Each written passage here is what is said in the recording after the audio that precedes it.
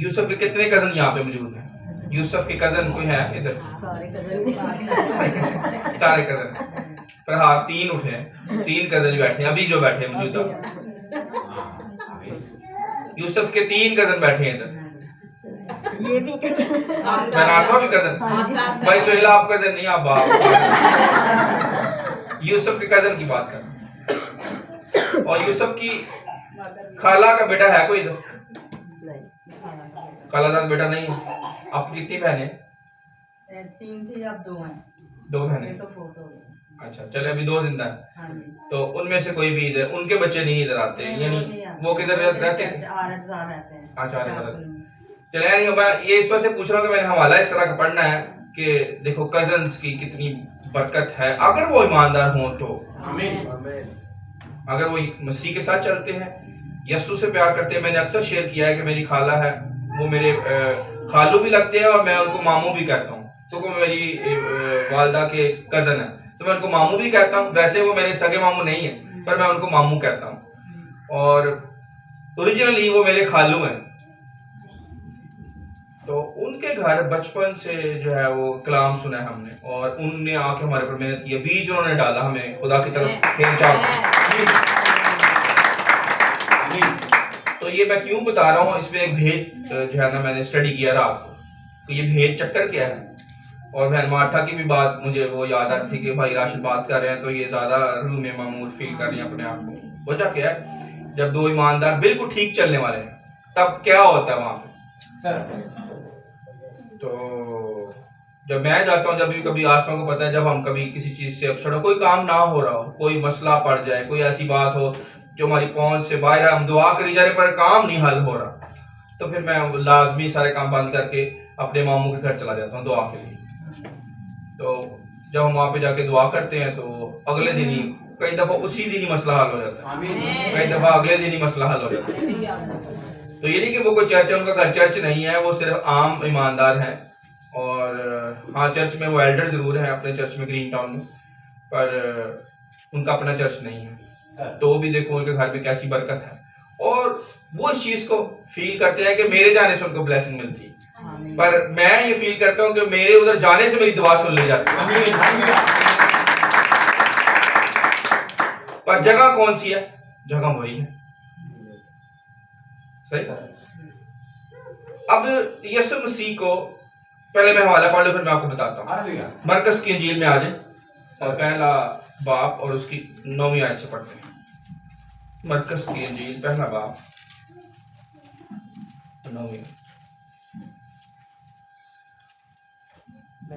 9 से 13 तक पढ़ेंगे।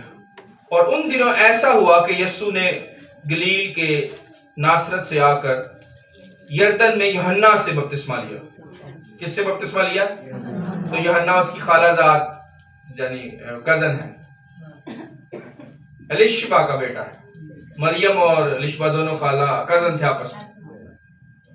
अब वो 2 बच्चे जो पैदा हुए हैं दोनों बहनों से, लेट्स से फॉर एग्जांपल मेरी माँ और मेरी खाला, ठीक है, उनसे जो 2 बच्चे पैदा हुए हैं, फॉर एग्जांपल मेरा कजन नासिर और मैं, फॉर एग्जांपल मैं अपनी बात कर रहा हूँ। और यहाँ पे यीशु मसीह की स्टोरी इसी तरह बताई जा रही है। तो अब यीशु ये सोच सकता था कि मैं तो यूहन्ना बपतिस्मा देने वाले से बड़ा हूँ, मैं तो पहले का खुदा के साथ चल रहा हूँ, जैसे वो पहले के चल रहे हैं खुदा के साथ। अक्सर मुझे खानदान में जो कंपटीशन डालने वाले लोग होते हैं ना, वो ये बातें करेंगे, यार आप तो उनसे आगे निकल गए हो। पर हम ये नहीं करते, हम कहते नहीं भाई हम कुछ भी नहीं, ये खुदा का रूह है, हम कुछ अब ये कह ही नहीं सकते। पर ये इब्लीस की एक जुमला है ताकि आपको आपके अंदर हवा भरे, पर आपने हवा नहीं भरने देनी, आपने मना करना है कि ऐसे मत बोलो, ये गलत जुमला है। कोई आगे पीछे नहीं, यीशु में सब हम चल रहे हैं और सब बराबर है। तो अब यहाँ पे यीशु मसीह ये सोच सकता था कि मैं तो यूहन्ना बपतिस्मा देने वाला, मैं तो आगे हूँ।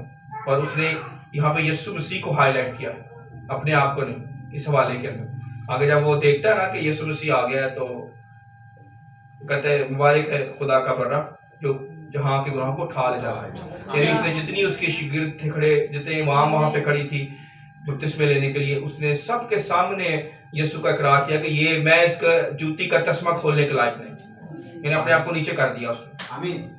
कजन है वो आपस में, तो सोच ले कैसी इज्जत को दे रहे हैं एक दूसरे को। तो अब यसु ने भी ये नहीं कहा कि मैं तो इसका उस्ताद हूँ या इसका खुदावंद हूँ, मैं इससे बपतिस्मा लूं, मैं तो इससे बड़ा हूं, मुझे इसको देना चाहिए। उसने पहले ही कह दिया, उसने कहा मैं तो खुद तुझसे लेने का मकाज हूं, तो तू मुझे कह रहा है। अपने आप को छोटा कर दिया। हाँ, तो आगे देखिए आगे क्या होता है। और जब वो पानी से निकलकर ऊपर आया तो फी अल-फूर उससे ने आसमान को फटते और रूह को कबूतर की मानद अपने ऊपर उतरते देखा। तो अब देखिए जो ही वो पानी से निकलकर ऊपर आया,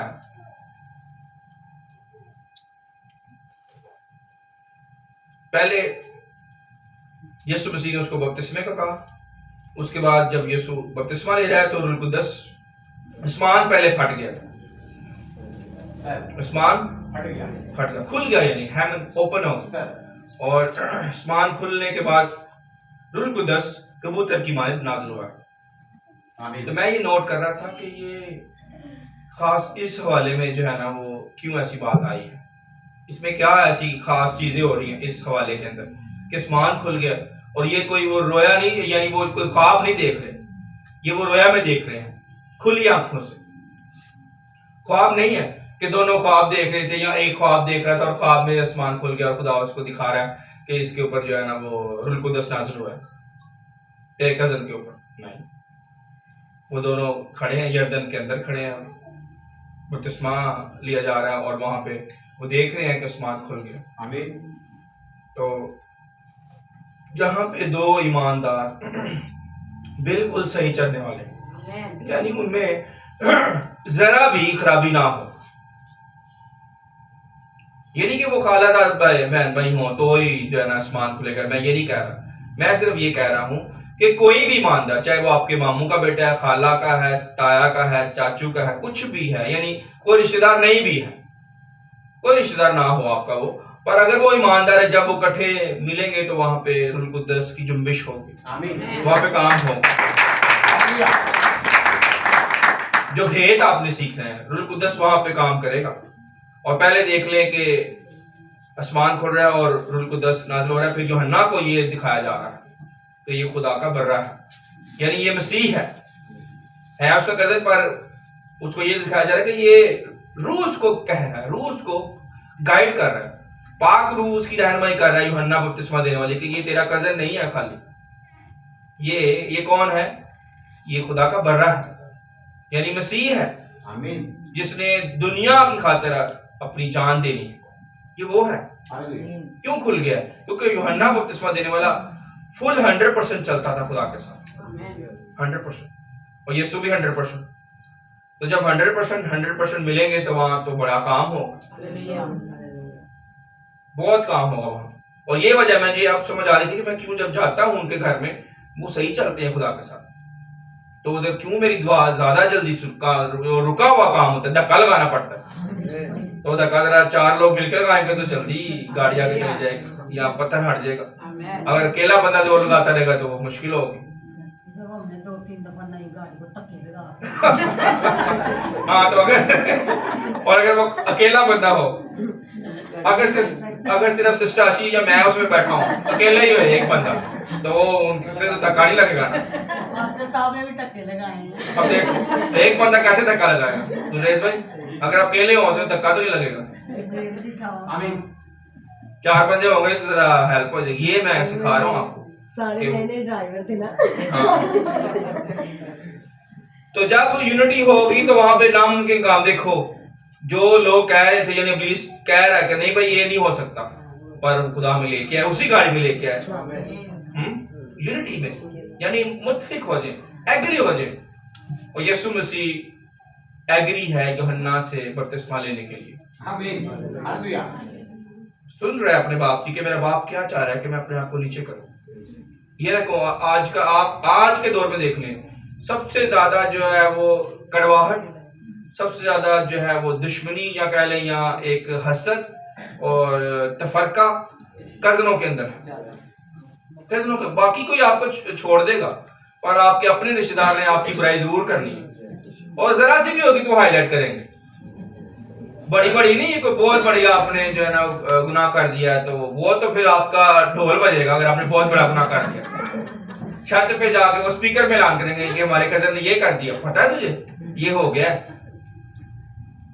रात को 11 बजे ना कॉल करनी पड़ी। एक दिन मैं आसमा के साथ बात कर रहा था, तो मैं गया हूँ अपने बड़े भाई के घर, तो उधर मेरे यानी भतीजे के कजन दूसरे भाई के बच्चे वो आपस में रात 11 बजे फोन पे बात कर रहे हैं। मैंने कहा यार 11 बजे क्यों बात कर रहे हो, क्या कोई खास बात है? तो नहीं, बस यार हालचाल पूछा जा रहा है। तो ये सोच लो कि हालचाल नहीं पूछा जा रहा, वो रिपोर्ट ली जा रही है कि पास्टर उस्मान इधर आपके पास आए हुए। मुझे पता है ना, रिपोर्ट ली जा रही है।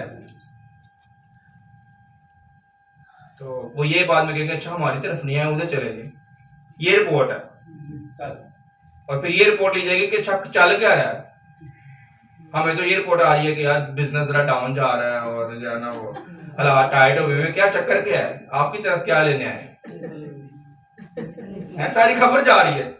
अच्छा मैं अपने भाई से हंस रहा था, मैं क्या रजा साहब एजेंसियां लगी हुई आपके पीछे, मेरे पीछे जो हमारी सारी रिपोर्ट जाएगी। तो ये खानदानों में होता है, कजनों के अंदर। मैं अपने घर की मिसाल दूंगा, मैं किसी की मिसाल क्या दूंगा, पर मुझे पता हर घर में होता है, हर खानदान में ये होता है। मत करें ऐसा, यस्सु ने ऐसा नहीं सिखाया। वो अपने कजन को मिलने गया तो क्या वो कजन बपतिस्मा दे रहा है और यस्सु उसको कह रहा है मुझे बपतिस्मा दे, कजन को कह रहा है, और वो कजन कह रहा है ये खुदा का बर्रा है, मैं इसकी जूती का तस्मा खोलने के लायक। वो एक दूसरे को इज्जत दे रहे हैं, वो खुदा में चल रहे हैं 100 गुना 100% पूरे दिल से। एक झुक रहा है, अपने आप को छोटा कर रहा है, और दूसरा कह रहा है मैं इसकी जूती का तस्मा खोलने के लायक। बताएं तो। और उसने अपनी गर्दन कटवा दी, उफ तक नहीं की यूहन्ना बपतिस्मा देने वाले, और यीशु ने अपनी जान सलीब पे दे दी। आपका कोई कजन है इस तरह कि जिसके घर में आप जाएं तो वो आपको इतनी इज्जत दे? हाँ, वो कहे यार मैं इसकी जूती का तस्मा खोलने के लायक नहीं हो, आपसे वो बड़ा, यानी उसका बाप भी काहिन था, वो पास्टर यानी काहिन का बेटा है, ये नहीं कि आम शख्स है, वो बड़ा इल्म रखता था, नबी भी है, ज़िक्रिया का बेटा। तो देख ले तो कैसी मोहब्बत है। और आगे आप पढ़ते एक और भेद, बस फिर आप एंड करते हैं। और आसमान से आवाज आई कि तू मेरा बेटा, तू मेरा प्यारा बेटा है, तुझसे मैं खुश हूं। खुदा ने भी देख ली ऐसी जगहों पे खुदा कहता है कि मैं इनसे खुश, इस खानदान से मैं खुश हूं। वेरी गुड, आमीन।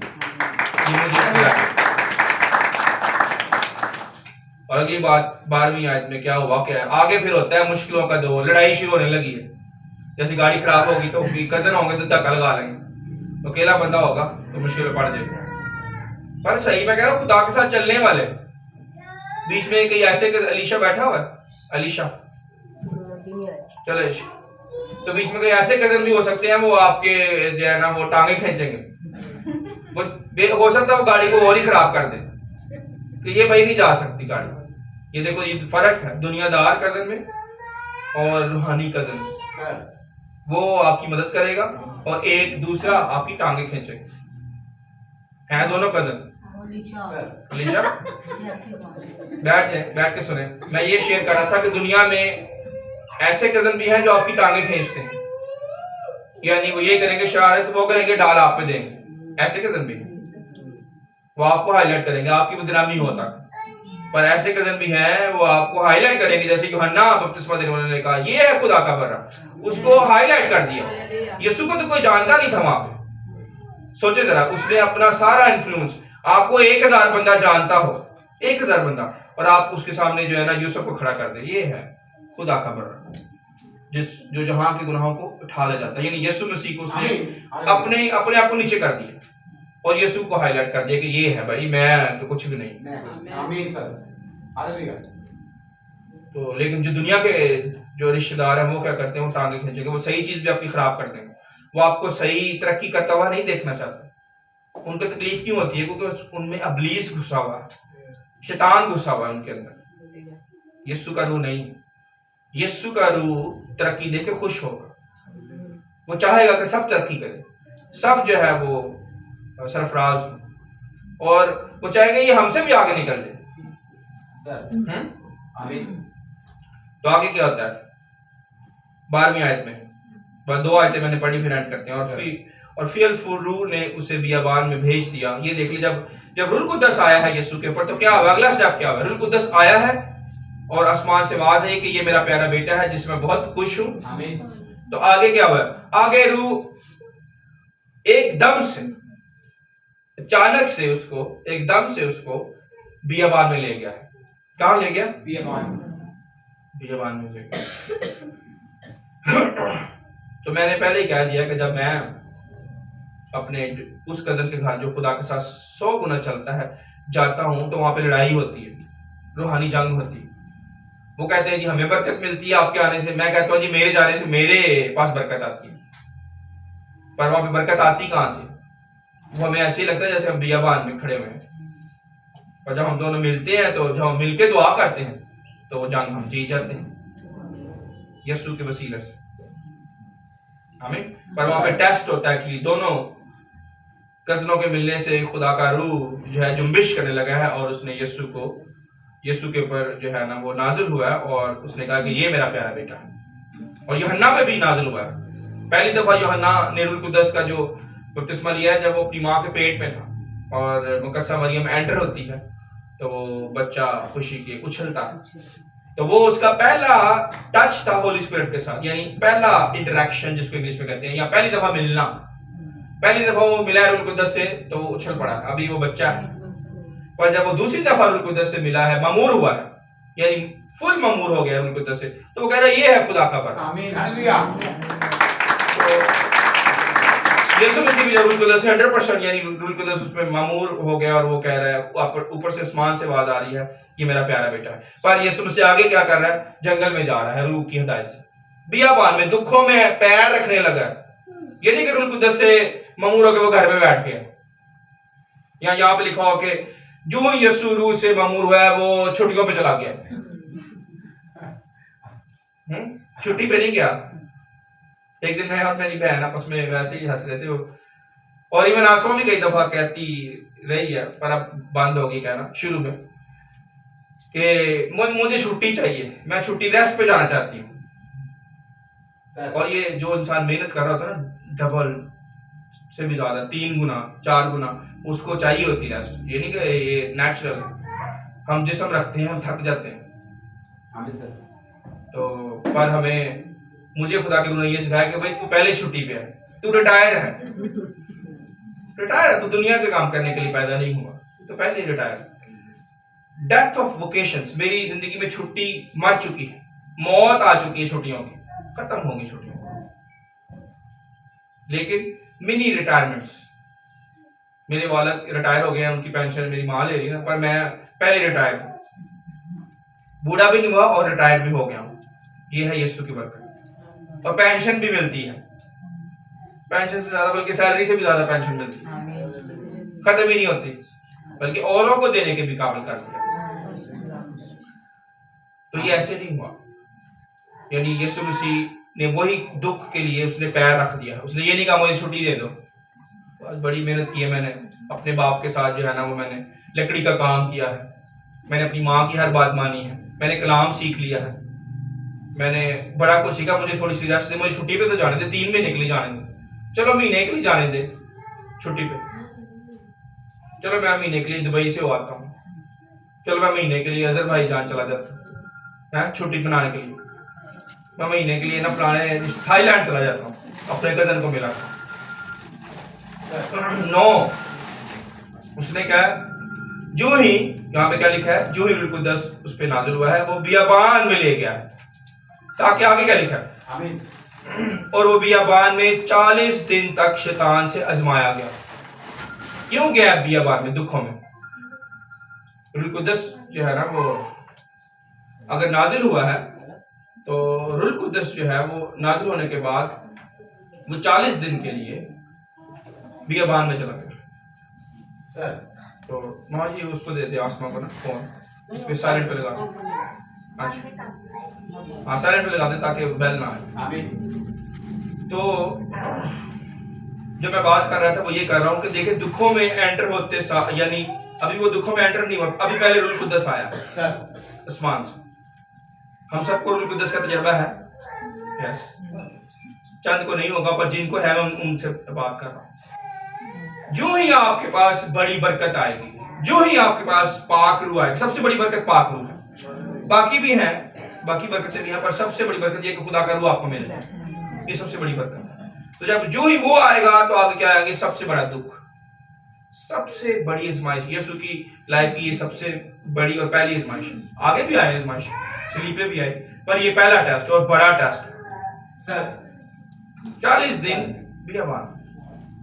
और आपको पता है, बेत की बात बताने लगा, ये वो बियाबान है जहां पे एलिया जो है ना वो उठा लिया गया था। आसमान से रात आए थे सर, एलीशा और एलिया दोनों जा रहे हैं, यरदन को उन्होंने चीरा, उसकी चद्दर से चद्दर उतारी और उसको मारा पानी पे, और यरदन 2 हिस्से हो गए, रास्ता दे दिया यरदन। वो आगे गए तो आगे बियाबान था। उसने कहा आप भी चला जा, पीछे वापस चला जा। नहीं, मैं नहीं जाऊंगा, मैं तेरे साथ रहूंगा। तो उस बियाबान के अंदर जहां पे यीशु ने 40 दिन आजमाइश के गुजारे हैं ना, वहां पे ही एलिया आसमान पे उठाया गया। वहीं पे आसमान जहां पे खुला है, वो खास टेरिटरी देख लें, इस्तेमाल किया है खुदा ने। उसी जगह को उसने जहां पे यीशु की आजमाइश हुई है, वहां पे एलिया आसमान पे उठाया गया। तो ये जो मैं कह रहा हूं, ये खास यानी जगह, खास लोग, खास मकाम खुदा यूज करता है अपने लोगों को बरकत देने के लिए। तो वहां पे बियाबान में उसकी आजमाइश हुई है। जंगल में क्या है? जंगल में क्या है? बियाबान में क्या है? 40 दिन तक शैतान है, और आगे क्या है? जंगली जानवरों के साथ रहा सर, और फरिश्ते उसकी खिदमत करते रहे। रूह कुद्दस उसके पास आया है, पर आगे क्या आया है? बियाबान, शैतान। बियाबान के अंदर साथ शैतान भी उसके साथ, यानी आजमाइश के लिए आ गया। और उसके बाद क्या है? जंगली जानवर, और उसके बाद फरिश्ते। तो आप समझ लें कि आपकी लाइफ में इसमें ये हमें मिलता है। आखिरी बात करने लगा कि आपकी लाइफ में बरकत भी है और दुख भी है। आमीन। बरकत भी है, दुख भी है। दुख भी, तो यानी इस तरह की जगह पे क्या आता है? खुदा का जलाल काम करता है। जहाँ पे दुख भी हो, बरकतें भी हो, खुदा का जलाल साथ साथ चल रहा है। वजह क्या है कि दुख हमें कामिल करते हैं और बरकतें हमें ये याद दिलाती हैं कि हमारा खुदा जिंदा है। आमीन आमीन। जब ये 2 चीजें होंगी ना, जिसकी जिंदगी में ये दोनों चीजें हैं, यानी उसको बरकत भी मिल रही है, यानी खुदा जिंदा है इसलिए बरकत दे रहा है, और साथ दुख मिल रही है, यानी खुदा चाहता है बेटा कामिल हो जा, अभी पूरी बरकत लेनी है। अगर जो जान देने तक वफादार रहेगा उसको जिंदगी का ताज। वो दुख इसीलिए दे रहा है ताकि आप सही चले, कामिल हो जाए। बरकत भी दुख भी तो जलाल है। इसी से अंदाजा कर लेगा आपका जलाल है खुदा का। उसने आपको अकेला नहीं छोड़ना। दुख दे रहा है कि सीधे हो जाओ, कामिल हो जाओ, और बरकत दे रहा है ताकि उसकी यादगिरी करो, याद रहे कि जिंदा खुदा हमारे साथ है। चाहे जिंदगी में जंगली जानवर हो, पर फरिश्ते भी तो हैं ना। जंगली जानवर से मुराद बीमारी, बेरोजगारी, परेशानियां, टेंशनें, कर्जे, ये जंगली जानवर हैं, पर फरिश्ते भी हैं। पास्टर, टीचर, ब्रदर, सिस्टर, माँ बाप, बेशुमार और अच्छे लोग, ये फरिश्ते हैं खुदा के, जो आपकी लाइफ में काम कर रहे हैं। वो तो जंगली जानवर भी हैं। मुसीबतें, मुश्किलें, कर्जे, झगड़े, दुश्मन, यानी जंगली जानवर भी हैं, फरिश्ते भी हैं। पर रूह कुद्दस आया है, शैतान भी आ गया। चलो अभी देखते हैं कि वाकई तू इसके ऊपर पूरा उतरता है। रूह कुद्दस से ममूर तो तू हो गया, अब इसकी पूरी बरकत लेता है। रूह कुद्दस खाली लेना नहीं है, रूह कुद्दस नाराज भी हो जाता है, रंजीदा भी हो जाता है। उसको लेके उसका इस्तेमाल करना है 100%। आमीन। और यहाँ पे चंद जो लीडर बैठे हैं उनको पता है कि आग बुझ जाती है या कम हो जाती है, आग को बुझने नहीं देना। ये नहीं कि मैंने हाथ रख दिया, मैंने उनको ट्रेन कर दिया, ऑर्डेन कर दिया, और वो आगे काम ही ना करे। जैसे मैं पहले कह रहा हूँ कि यीशु ने रूह कुद्दस ले लिया, वो आराम करने लग जाए। नहीं, आमीन सर। वो तो जंग के लिए तैयार हो गया, वेरी गुड। लड़ने के लिए तो उधर क्या होगा? अगर वो लड़ने के लिए तैयार हो तो फरिश्ते नहीं आए। आप लड़ने के लिए पैर रखेंगे, जाएंगे रूहों को बचाने के लिए, तो क्या फरिश्ते नहीं आएंगे? आएंगे। और ये भी सोच ले कि आगे जंगली जानवरों के साथ मुकाबला है, आया नहीं जा रहा, तैयार होकर जाना। यानी यहाँ पे तैयारी आपकी कहाँ पे होती है? घर में, या आपका घर है। यानी बाइबल स्टडी में आप नजर आए बुध को, हफ्ते को, ताकि आपकी तैयारी हो, आपके पास जो है ना वो रूल कुदस की मामूरी हो लड़ने के लिए। आप डगमगाए ना। आपके पास कजन हो यूहन्ना बपतिस्मा देने जैसे जो है वो यूहन्ना बपतिस्मा देने वाला जो यीशु का कजन है, उसकी तरह का कजन हो आपके पास है। नहीं है तो ये मैं भी आपका कजन ही हूँ, नसीब है। तो अगर ये हो कि तो आप देखें कैसी लड़ाई होती है, वहां पे आपकी 100% फतह है। आमीन। तो खुदावंद आपको बरकत दे। आपको भी सर जो बातें अभी सीखी हैं ये आगे डिलीवर करनी है, ये आपकी रिस्पॉन्सिबिलिटी है, ताकि और रूहें भी बच सकें। आमीन। बरकत। हालेलुया। सबको बरकत मिली है। मुझे तो बहुत बरकत मिली है। मैं तो खुदावन का शुक्रगुजार हूँ। ये हकीकत बातें हैं, ये सही बातें हैं। ये तो छोटे छोटे तजर्बे भी कर ले तो ये नहीं, ये सही बातें हैं। ये ऐसे ही होगा, यकीनन यही बातें हैं कि आपस में कजन वो यार है तो इंज हो गई, या फलाना इंज गई, क्योंकि वो बुराइयां करदा होंदियां, ठीक है ना। ते असी खुदा दे नाल नहीं है चलना, खुदा नाल असी पूरी पूरी वफादारी नाल चलना ते खुदावंद दा शुक्र करने हैं। सब अपनी आंखें बंद करे, होश कायना से इल्तिजा करूंगा, आए और दुआ में रहनुमाई करे।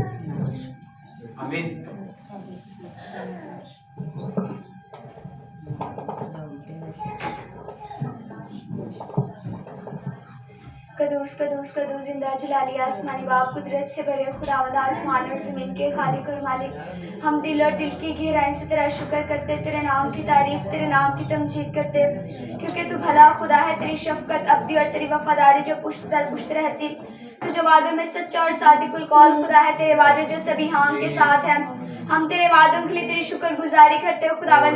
ऐ बाप तेरा वादा है कि मेरे नाम से चाहे तो तीन छमाओगे मैं उनके बीच में हूँगा खुदावन। तुम्हारी यकीन, हमारा ईमान, हमारा भरोसा, हमारा तवक्कुल तो जिंदा खुदावन पर है कि तेरा तख्त यहाँ पर लग चुके। हम तेरे आ जाने के लिए, तेरे तख्त के लिए, तेरी गहरी हजूरी, तेरे गहरे मसा के लिए तेरी शुक्रगुजारी करते हैं खुदावन। ऐ बाप जो अजीब मुशीर खुदाए कादिर अब्दियत का बाप और सलामती का शहजादा है, तू जो राहक और जिंदगी है, जो जिंदगी रिहाई बख्श देने वाला बाप है। ऐ बाप हम तेरी शुक्रगुजारी करते हो खुदावन, इस खूबसूरत वक्त के लिए तेरा शुक्रिया अदा करते हो खुदावन कि तूने हमें जिंदों की जमीन पर जिंदा रखा ताकि हम तेरे नाम को जलाल दे सके खुदावन। सारे माहौल को, सारी फिजा को यीशु के नाम से पाक करते हो खुदावन। अब इब्लीस की देखी अनदेखी कुत्तों को डांट देते, यीशु के नाम से दूर रहे खुदावन। और अब आप यीशु के नाम से आज हम तेरे अब्बर को मांग लेते हो खुदावन, अपने आसमान को खोल कर खुदावन हमें बड़ी बरकत देना खुदावन, और अपने जलाल के लिए कसरत के साथ इस्तेमाल करना खुदावन। बैठी एक रूह जान बदन के लिए तेरी बरकत को चाहती हूँ खुदावन, तेरी प्रोटेक्शन को चाहती हूँ खुदावन, और यीशु के नाम से खुदावन एक एक को अपने जलाल के लिए कसरत के साथ इस्तेमाल करना, मसीह के नाम से आमीन। हालेलुया।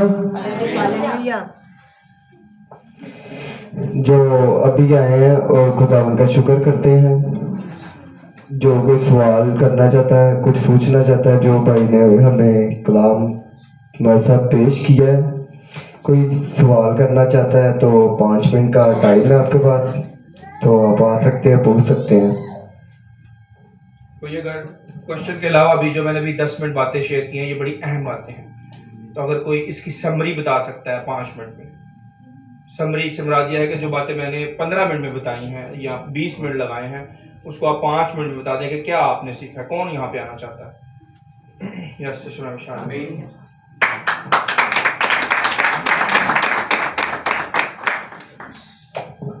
मसीह में हम सबकी सलामती हो और खुदावंद का शुक्र है। मैं जैसे भाई को पता है कि मेरी एक खाला है जिनको मैं तकरीबन क्रिसमस से पहले कलाम सुना रही थी, तो उनको कैंसर था।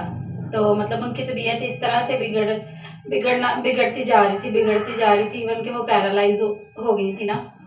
तो मैं उनको कलाम सुनाती होती थी और कुछ मामला इस तरह के थे कि तकरीबन मेरी बहन और एक और खाला, उन्होंने मुझे कहा कि नहीं वो मसीह के साथ नहीं सही चल रही, तो उसको ये समझा, उसको ये समझा। तो मैं कहती थी कि देखो खुदा माफ़ करने वाला खुदा है। जितनी बातें मैंने अपने चर्च से या अपने उस्ताद से सीखी है ना, मुताबिक वो ठीक चल रही हैं। अभी वो चलना शुरू हुई हैं, वो आहिस्ता आहिस्ता और बढ़ जाएंगी आगे।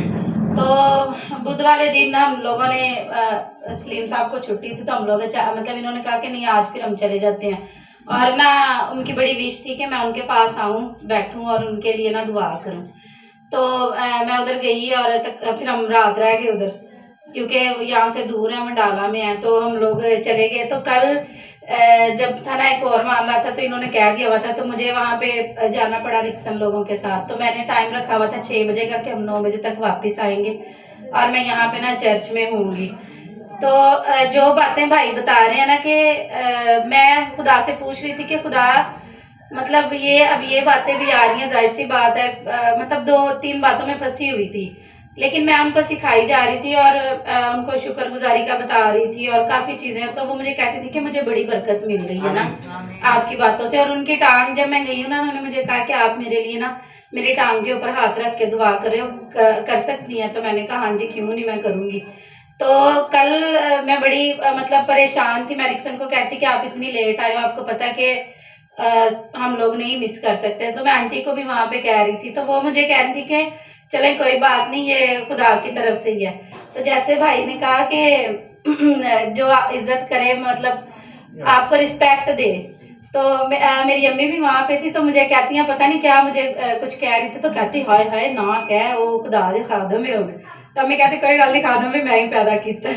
मतलब ये था कि वो मैं देख रही थी कि जैसे आप कहते हैं कि एक रिस्पेक्ट। और कल जब मैं गई हूँ ना, तो उन्होंने मुझे कहा कि आप मेरा ब्लैंकेट उठाओ और मेरी टांग देखो, वो टांग बिल्कुल मूव करना शुरू हो गई है। मतलब वो खुद ब खुद उसको उठा रही थी। तो अभी मुझे समझ आ रही थी कि मैं कल उनको सख्ती से कह के आई हूँ कि भाई नेक्स्ट जो मामला था ना आपके, वो आपने हमारे चर्च के ना बाद में रखने हैं, क्योंकि मैं नहीं मिस करना चाहती। तो वही मैं आप देख रही थी कि आपके कलाम की वजह से मुझे वो सारी बातों के ना जवाब मिल गए।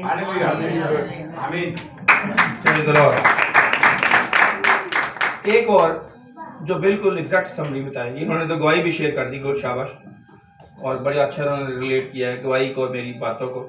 एक और जो मैंने बातें की हैं ये बड़ी अहम, इसमें चंद एक बातें इतनी अहम है कि आने वाले जिन्होंने मिस कर दी, जो बहन भाई अभी आए हैं, वो उन्होंने समझ लें गोल्डन नगेट्स खो दिए। अब दोबारा उनको उस तरह से जो है ना वो शायद जिंदगी में टाइम ना मिले। यानी वो रिकॉर्ड, तो अगर रिकॉर्ड हुआ, हाँ चलो रिकॉर्ड हो गया, वेरी गुड, तो फिर वो यूट्यूब पे जो है ना ये समझी जा सकती है, क्योंकि टाइम वक्त कम होता है। अभी पाक शराकत का कलाम सुनना है, बहन मार्था ने कलाम पेश करना है, और मैंने जो 20 मिनट बातें की हैं ये बहुत है, मुझे खुद बरकत मिली। अब सोचें, और बहन की देखो वो जिंदगी में वो काम कल हुआ है, मुझे तो नहीं पता था कल क्या हुआ है, पर वो रुल कुदस, हाँ देखो रुल कुदस इनकी लाइफ में, यानी इनके अलावा कई जितने बैठे हैं उन सब की कहीं ना कहीं जरूरत है ये सारी बातें, तो उनको हेल्प हुई है। जैसे बहन की हेल्प हुई है वैसे सबकी हेल्प हुई है, मेरी हेल्प हुई है। तो जो लोग लेट आए उनकी हेल्प रह गई ना, तो नहीं होनी चाहिए ऐसे। हाँ आई वेरी गुड। अब ये समरी ले लें। मसीह में आप सबकी सलामती हो।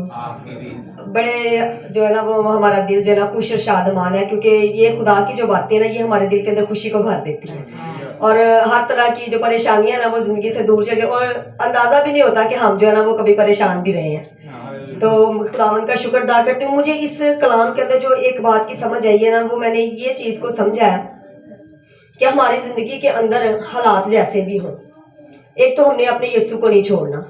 मुसीबतें आएंगी, लेकिन हम अगर रूह से मामूर है ना, तो हमने जो है ना वो इन चीज़ों को अपनी ज़िंदगी के अंदर देखना है कि क्या ये काम जो हमारी ज़िंदगी के अंदर हो रहा है ये अबलीस कर रहा है।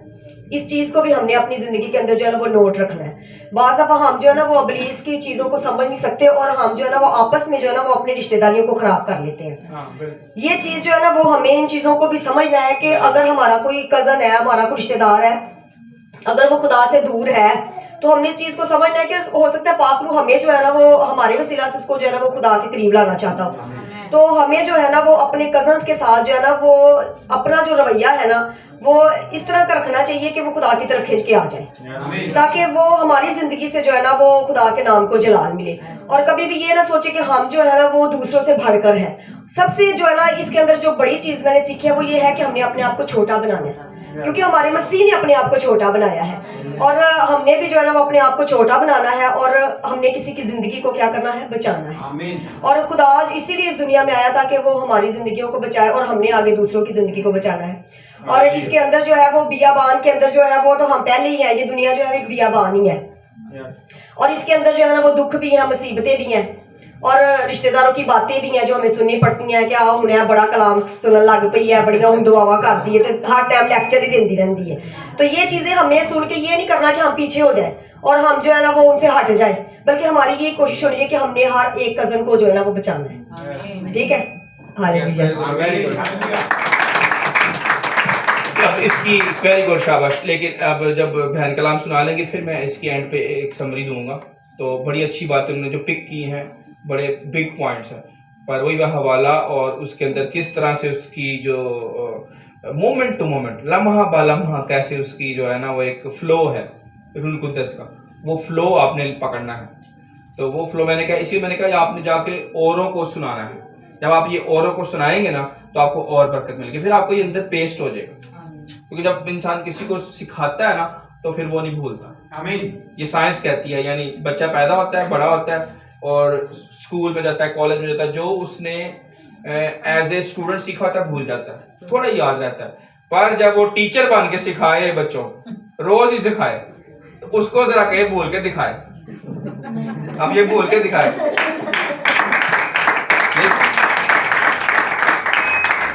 अब कल बंदे क्या मैंने क्या कहा, उन्होंने कहा आसमा को चाहिए कि इतना मुश्किल सवाल ना पूछे, इतना टाइम लग गया, 2 हफ्ते हो गए वो सवाल जवाब ही नहीं मिल रहा। अभी हम उसके जवाब के करीब भी नहीं गए, अभी पीछे ही चल रहे हैं कि खुदा ने ये जमीन कितनी दफा बनाई है और कितनी दफा जो है ना इसको सुनसान और वीरान किया है, कोई नहीं जानता। वो कितने साल पहले, पुरानी कोई जानता ही नहीं, पर पहले खुदा ने वीरान सुनसान बना के फिर उसको रोशनी दी है, उसको जो है ना फिजा दी है, बादल दिए हैं, उसके अंदर दरख्त लगाए हैं, उसके अंदर जानवर रखे हैं और इंसान को पैदा किया, कितना कुछ किया, कामिल बनाया। पर पहले वो वीरान सुनसान थी। तो अभी हम आने लगे कि नूह ने वो अंगूर की काश्तकारी क्यों की है। इधर आना है हमने नूह के दौर में, तो वो हमसे आया नहीं जा रहा, 2 हफ्ते लग गए हैं, 2 घंटे की स्टडी है। तो ये वही बात है, जो टीचर होगा वो जरा भूल के दिखाए, वो नहीं भूलेगा। अब हम भूलेंगे कि नूह ने क्यों जो है ना अंगूर का दरख्त लगाया या अंगूर की काश्तकारी क्यों की, पूछे जरा हमसे, उसको 4 घंटे सुना सकते हैं, मैं तो सुना सकता हूँ 4 घंटे। तो मैंने जो हवाला दिया, कजनों का हवाला मैंने पेश किया, जो भी लेट है वो जरा सुन ले कि कजन्स, यीशु मसीह किसका कजन था, बताना चाहेगा कोई? यूहन्ना बपतिस्मा देने वाले का कजन था। यूसुफ के कितने कजन बैठे यहाँ पर? 2 बढ़ गए हैं, बल्कि ज्यादा बढ़ गए, बच्चे भी आ गए, वेरी गुड। तो चलो, तो देखो यूसुफ में ये बात कर रहा था कि यूहन्ना बपतिस्मा देने वाला जो है वो यीशु मसीह का कजन है। और जैसे ही उसने यीशु ने आके कहा कि तू मुझे बपतिस्मा दे, तो उसने उसको इज्जत दी है कि मैं तो तेरी जूती का तस्मा खोलने के लायक नहीं। पर मैं इसकी जो समरी बात बताता हूँ, फिर लंबी बात हो जाएगी। तो अभी हम पाक शराकत की तरफ जाते हैं, फिर मैं इसका भेद आपको दोबारा से देता हूँ कि इसको आपके अंदर पेस्ट आप निकाल लेना कि अगर आपका कोई कजन हो तो वो यूहन्ना बपतिस्मा देने वाले की तरह का हो या यीशु की तरह का हो। एक ने अपनी गर्दन कटवा दी खुदा की खातिर और एक ने सलीब पे जान दे दी। तो देखो दोनों ने इनाम पाया, दोनों ने इनाम पाया इंटरनल।